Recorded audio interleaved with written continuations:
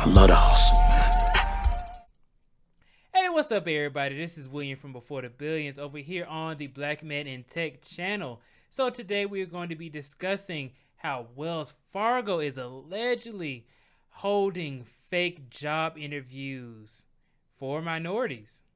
So let's go ahead and get into it, and we're going to have a discussion, and we'll see what you guys think in the comments below.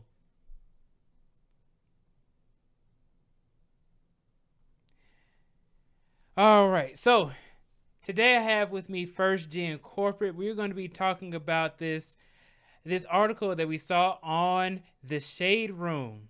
All right, so the Shade Room always keeps on giving some great content, especially when we're talking about, Wells Fargo today. All right, so First Gen, say hello to the people. Hello, everyone. This is First Gen Corporate. All right, there we go. All right, so guys, let's go ahead. We got First Gen Corporate with us. We're going to be discussing this. First Gen comes with a whole bunch of experience in this type of industry, and he understands this on a deeper level than I do, especially with when it comes to Wells Fargo. So we're going to go ahead and get into it. So the article says Wells Fargo allegedly held fake job interviews for minority candidates for jobs that were already promised to others. Okay, so let me tell you guys this is that happens more than you would think. You will definitely have a lot of people get jobs over you who may be less qualified than you are. And it's really just dependent upon the relationships that people have. I actually had a conversation earlier today with somebody who was discussing how there's a lot of people who will go from job to job and they bring their people along with them. So let's say that you are somebody in a leadership position, and being somebody with a leadership position, you are able to hire and then fire others. Well, you usually will hire people who are more similar to you or people who you may like the most. And who do you like the most is usually going to be a familiar face. So that is what actually happens a lot of the time.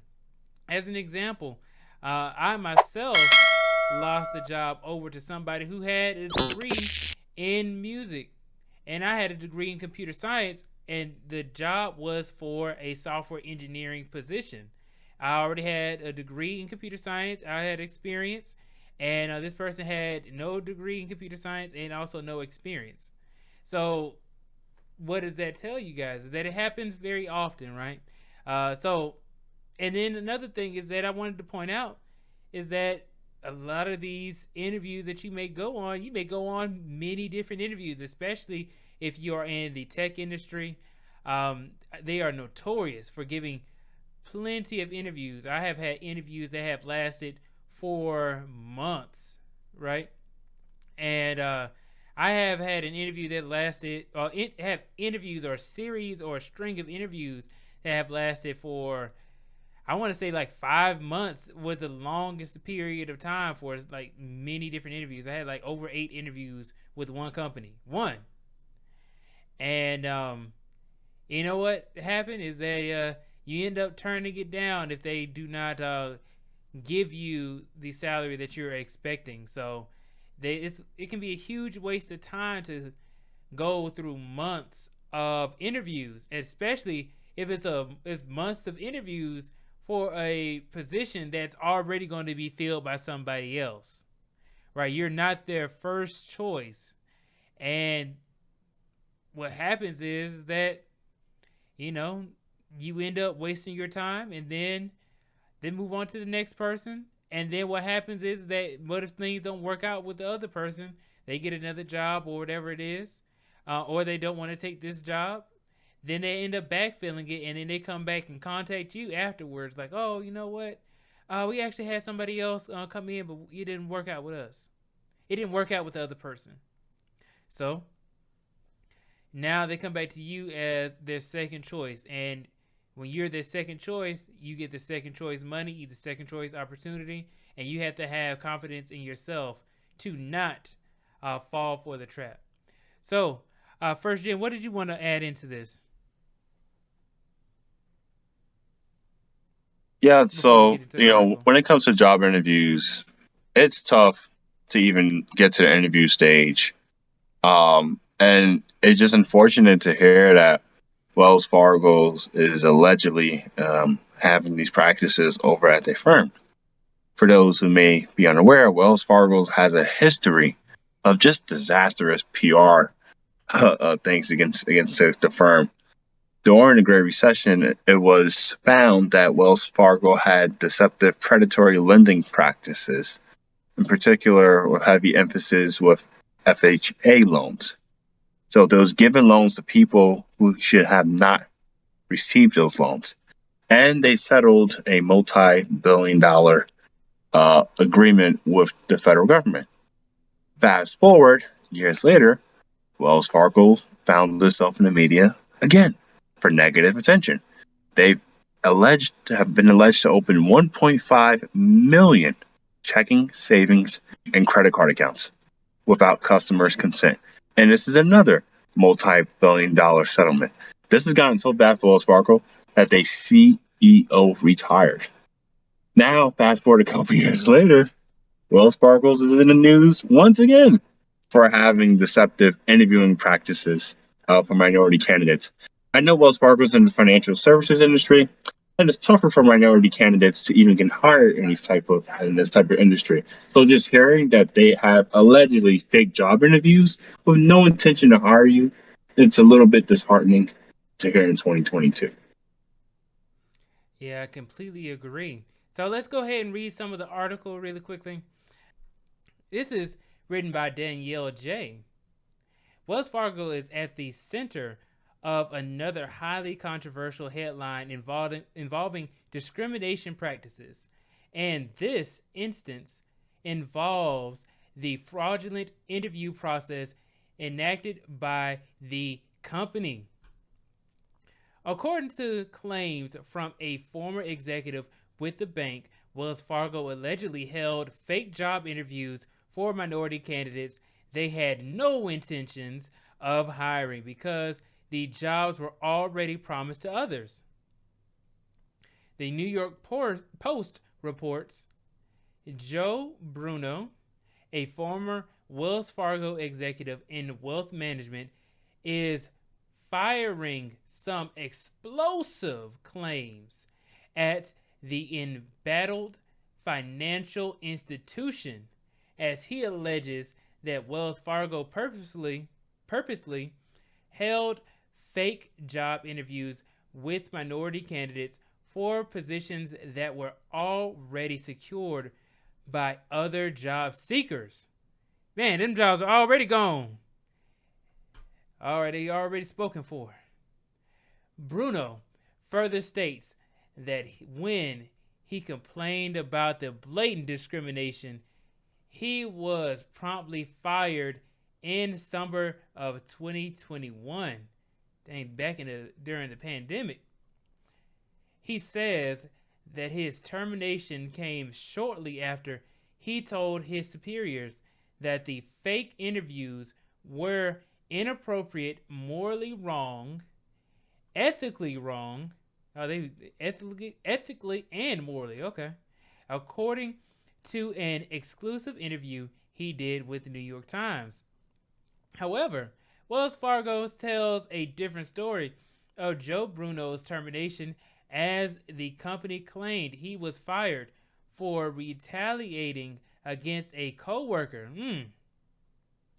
Wonder what they mean by that. That didn't exactly help Wells Fargo shoot down the allegations. Yeah, they didn't say anything about the claim that he made.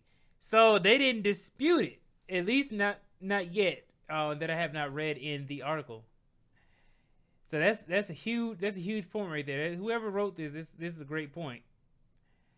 As 7 additional former and current company employees claim they were also told by their superiors to interview diverse candidates, even though they had no realistic chance of ever getting the job. Wells Fargo instead allegedly held the interviews to make it appear that the company was actively attempting. All right, so we went over to the New York Times to see what they said, since they were one of the sources for the Shade Room.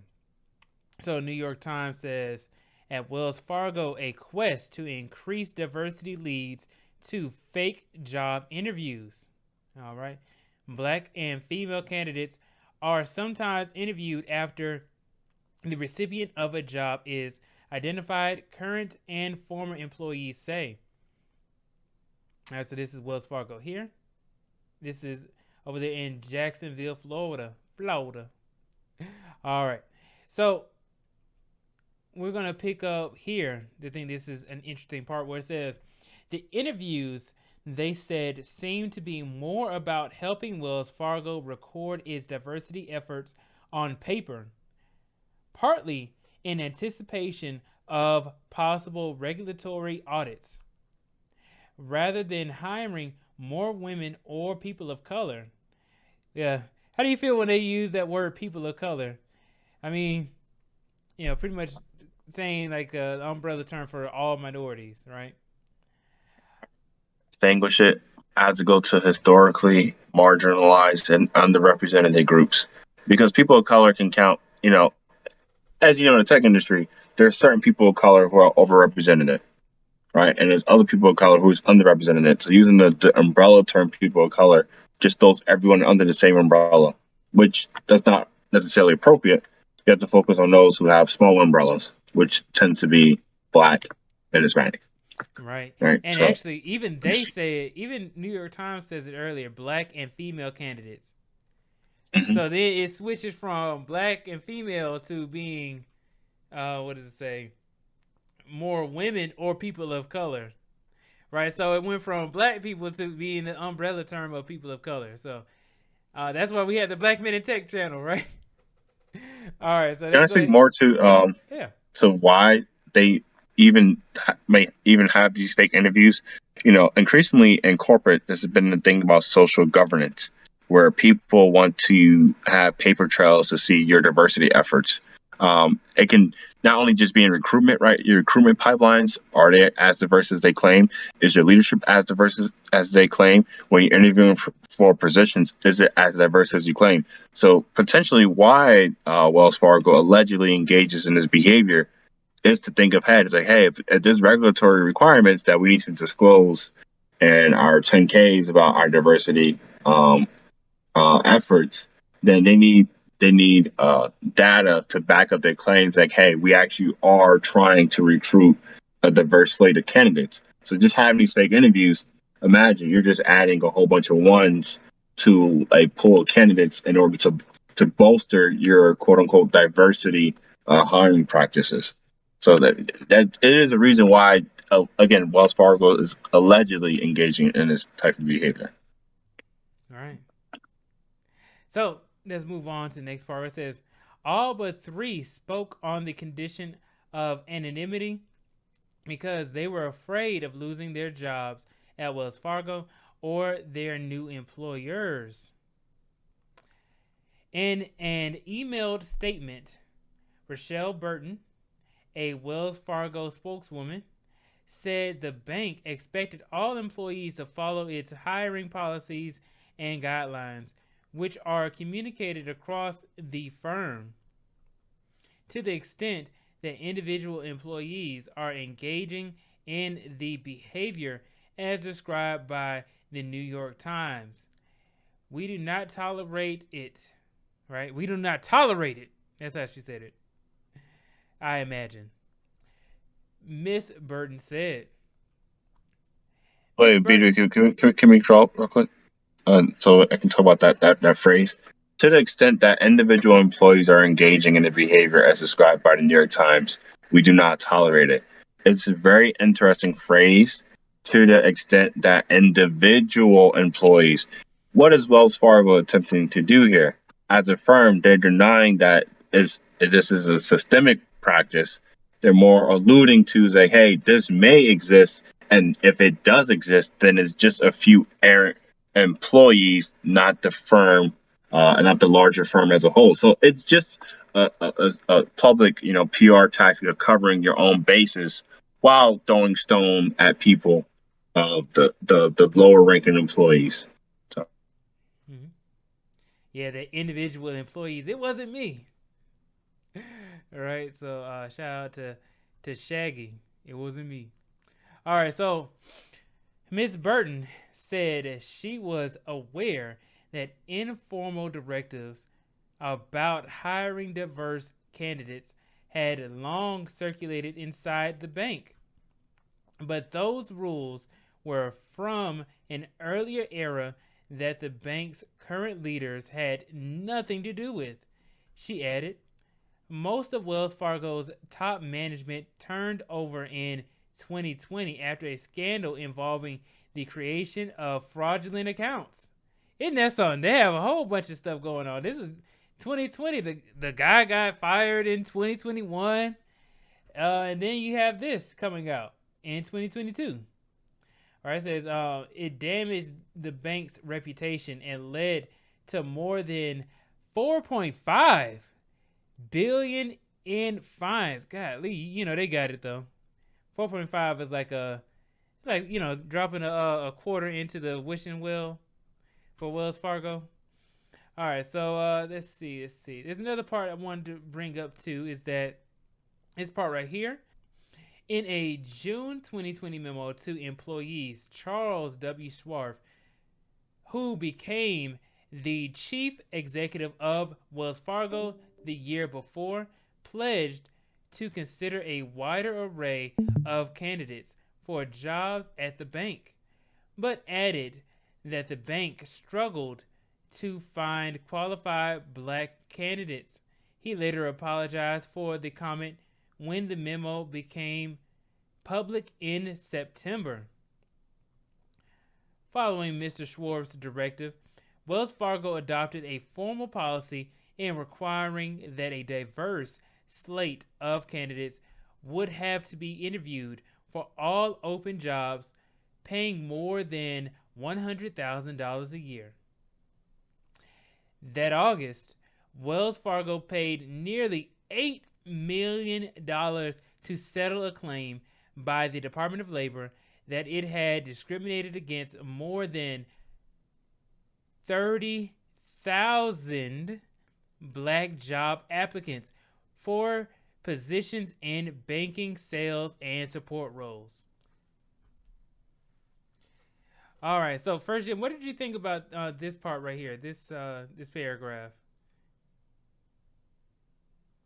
sure. In the financial services industry, a really strong industry for those looking for economic mobility, particularly from those who come from lower socioeconomics, such as myself. You enter this industry, and now you're having um, annual pay that far exceeds people or anyone around you or in your neighborhood that you may have grown up with, sometimes even your parents. So it's a good practice that for higher paying jobs, Wells Fargo is requiring that they interview a diverse slate of candidates. What typically happens is that the entry level roles and the lower roles, which are really like cost control, you might be more diverse.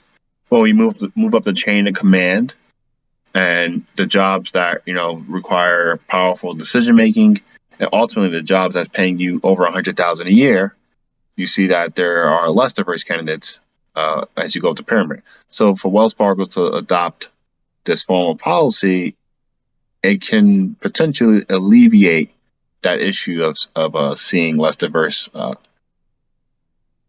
employees as you move up the corporate ladder. All right. Anything on this article right here? This paragraph right here about Yes. the Department So of Labor? I would say so. Wells Fargo's again, their PR track record is not necessarily positive, although Wells Fargo's have done positive things, right? It's just recently just one PR disaster after another. That August, Wells Fargo paid nearly $8 million to settle a claim that it discriminated against black job applicants.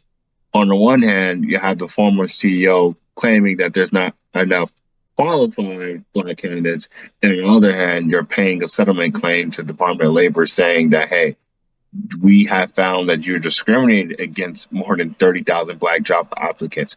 So is it Uchiwali or one mic? Is it that there's truly not enough qualified black candidates, or there are, but you don't want to hire them for some particular reason? Yeah, I think they just don't want to hire them. There's always their cop out right there. It's like, oh, we want to, like, I just can't find any qualified, and it'd be a whole bunch of people qualified than a mug, degrees, experience, certified. Man, my dad got so many certifications, it's ridiculous. And now I'm I even working take on to mine. So offense. Yeah, I even take offense to the word qualified because, again, we're in this illusion where people assume that these people working in these companies were the most qualified. Well, oftentimes it's because they're networking, right? They have that yeah. networking experience. So sometimes they're not even quote unquote the most qualified on paper, but because they know a current employee or they got the hookup, they're able to get these jobs. So in order to, put that stamp on qualified black candidates, it leads back to some, discriminatory, like even type of thinking that yeah, we have black candidates, but they're not qualified. And who's determining that qualifying or qualifications for the positions? So I even take offense to that when you say qualified black candidates. So you're saying, oh, there are black candidates, but they're not smart enough, right? Which is always this thing historically about African Americans saying, oh yeah, there's African Americans, but they're not smart enough. No, there are smart African Americans, right? You have a problem of attracting them. And even when you do allegedly, right, that 30,000 black job applicants, you don't want to hire them. So All right. So thank you for that first gen. I'm about to go ahead and I think we went through the meat of this article. If you guys want to read this article, it is going to be in the link in the description below. So yeah.